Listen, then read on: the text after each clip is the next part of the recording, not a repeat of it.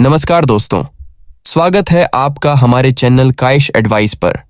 आज हम बात करेंगे ईपीएस 95 पेंशन योजना के एक नए और बेहद खास अपडेट के बारे में, जो हर पेंशन धारक के लिए किसी खुशखबरी से कम नहीं है। केंद्र सरकार का आदेश, पेंशन बढ़ोतरी पर लगी मुहर। ईपीएस 95 को लेकर कल शाम 5 बजे सीबीटी की मीटिंग में लिया गया फैसला। केंद्र सरकार का ईपीएस 95 पेंशन पर बड़ा फैसला जारी। मिनिमम पेंशन में बढ़ोतरी को लेकर फाइनल तारीख जारी।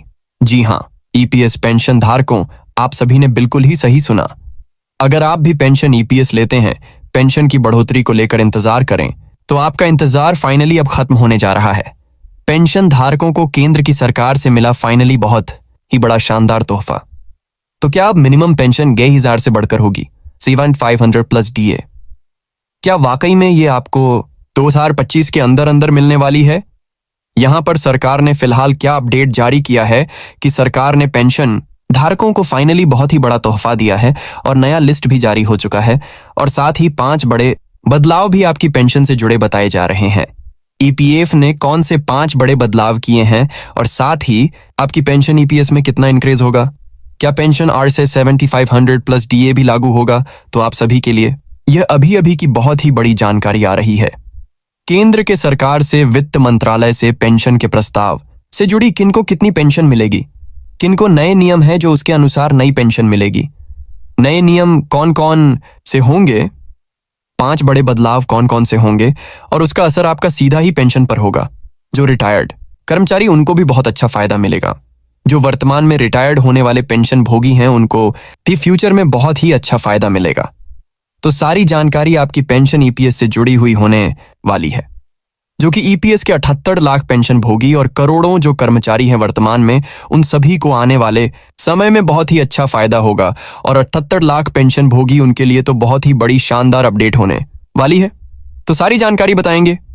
यहां पर आपकी पेंशन से जुड़ी बहुत बड़ी जानकारी आ रही कि ईपीएस 95 78 लाख का पेंशन भोगी रिटायर्ड, उन सबकी बल्ले बल्ले होने वाली है, क्योंकि अब हर महीने जो आपको RS 8000 की मिनिमम पेंशन मिलती है, उस जगह 7500 प्लस डीए और मेडिकल की सुविधा को लेकर जो पेंशन धारकों की मांग थी, उससे जुड़ी बहुत बड़ी जानकारी आ चुकी है। एनएसएससी के अध्यक्ष कमांडर अशोक रावत के द्वारा भी बहुत बड़ी अपडेट आ चुकी है, जिसको भी वीडियो में आगे जानेंगे। साथ ही पेंशन धारकों का जो प्रस्ताव था, जिसको लेकर आश्वासन श्रम मंत्रालय और वित्त मंत्रालय ने दिया था, उसको लेकर भी नई अपडेट आ चुकी है। और साथ ही ईपीएफओ ने पेंशन को लेकर क्या नया आदेश निकाला है, उसके बारे में बात करेंगे कि ईपीएफओ ने निकाला नया पेंशन आदेश, जिसका पेंशन पर क्या असर होगा, क्या आपकी पेंशन बढ़ेगी तो कितनी बढ़ेगी। इन तमाम महत्वपूर्ण अपडेट है जो कि आपको बता दें कि उनको जानेंगे। इस वीडियो में सारी अपडेट है जो पेंशन धारकों की पेंशन से जुड़ी हुई है। वीडियो पूरा ध्यान से देखें, जिस पेंशन भोगी अपडेट का इंतजार कर रहे थे। तो पेंशन धारकों के लिए अच्छी अपडेट है, क्योंकि पेंशन धारकों को मिला उनका 10 साल के बाद असली हक, आखिरकार आज मिली मंजूरी। गुड न्यूज क्या होने वाली है, इस अपडेट की पूरी सच्चाई आपको दिखाएंगे। जो ईपीएस के 67 लाख पेंशन भोग को सीधा बड़ा फायदा बताया जा रहा है, तो कौन सा बड़ा फायदा होगा?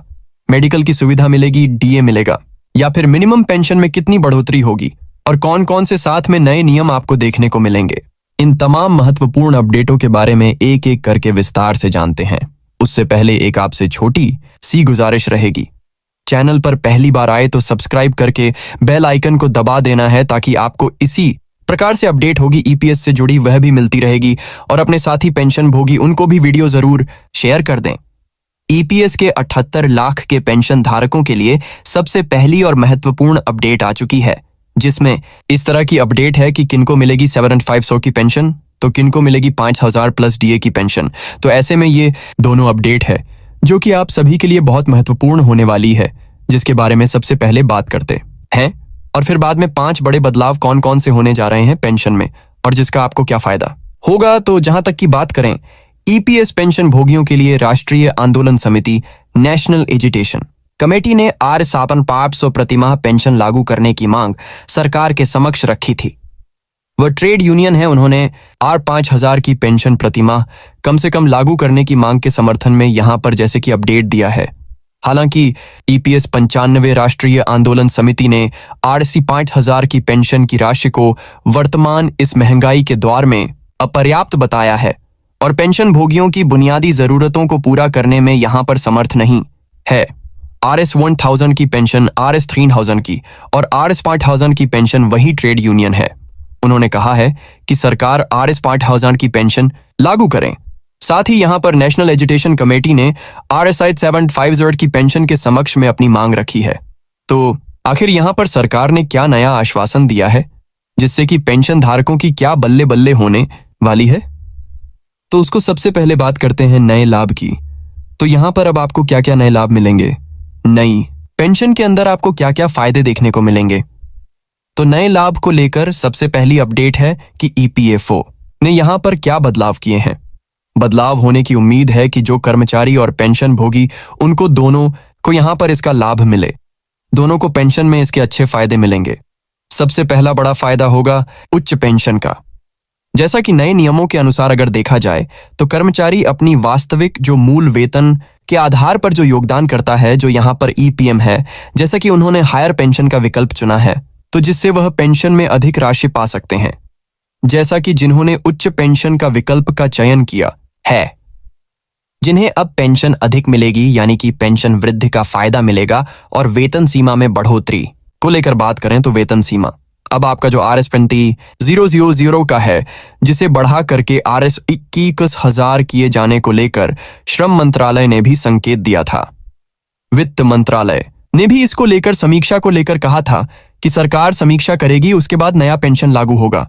तो ऐसे में संसदीय समिति के द्वारा फिलहाल ही यहाँ पर पेंशन धारकों की पेंशन को लेकर एक जो प्रस्ताव था, जिसमें इस तरह की मांग की गई थी कि सरकार पेंशन की बढ़ोतरी 2025 के अंदर अंदर पूरा करें, पेंशन भोगियों का हक उन्हें दिया जाए।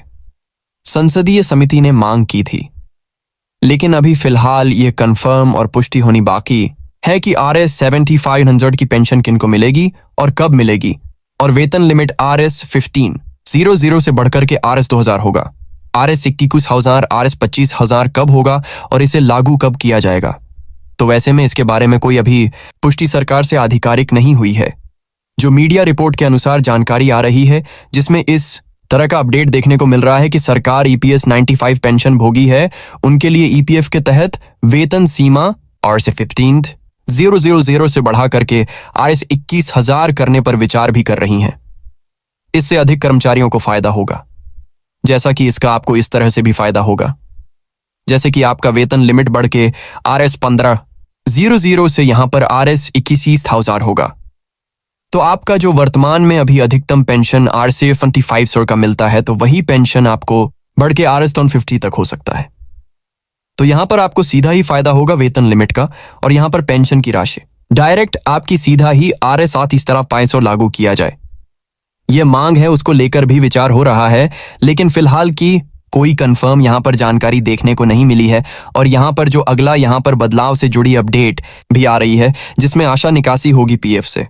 जैसा कि आपको भी किसी अर्जेंट काम के लिए जैसे कि EPF या फिर उसे निकासी चाहिए PF से, तो फिर आपको बता दें कि निकासी से जुड़े जो यहाँ पर पहले से जो नियम थे उसको और आसान कर दिया है। जैसे कि लाभार्थियों को घर करने या फिर मेडिकल आपात स्थिति, ट्यूशन फीस भुगतान के आदि के लिए किसी भी समय अर्जेंट पैसों की जरूरत है, तो यहाँ पर वह EPFO की यहाँ पर EPF निकासी कर सकता है आसान। इससे पहले से अब नियमों को और आसान कर दिया है। और बात करें उच्च पेंशन का, तो उच्च पेंशन में जैसा कि श्रम रोजगार राज्य मंत्री शोभा करंदलाजे ने संसद में जानकारी दी है कि EPFO ने 2885 पेंशन भुगतान आदेश PPFO जारी किए हैं और इनमें से 1.65 लाख पात्र सदस्यों को उच्च पेंशन लाभ देने के लिए जैसे कि अतिरिक्त राशि वह जमा करने का भी नोटिस भेजा है।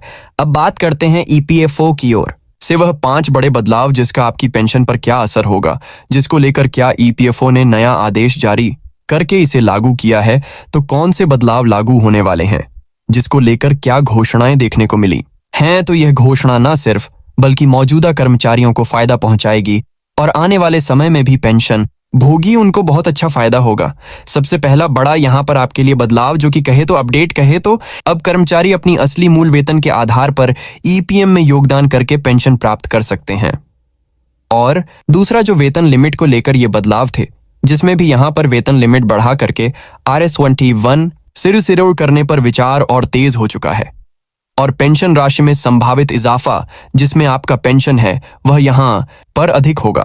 और यहाँ पर पैसे निकालने को लेकर जो नियम है उसको और आसान बनाया जाएगा, जिसके कारण पेंशन भोगी को किसी भी प्रकार की कोई समस्या ना हो, आसानी से ईपीएफओ के तहत ईपीएफ से पेंशन भोगी निकासी कर सके। तो ये बहुत बड़े बदलाव है जो कि आपके लिए, जिसमें से आप सभी को बहुत अच्छा फायदा होगा। तो दोस्तों, ये था ईपीएस 95 पेंशन योजना का नया अपडेट, जो हर पेंशन धारक के लिए एक बड़ा कदम है। अगर आपको ये जानकारी उपयोगी लगी तो वीडियो को लाइक और शेयर करना ना भूलें। ऐसे ही और अपडेट्स के लिए चैनल को सब्सक्राइब जरूर करें। फिर मिलेंगे एक नई जानकारी के साथ।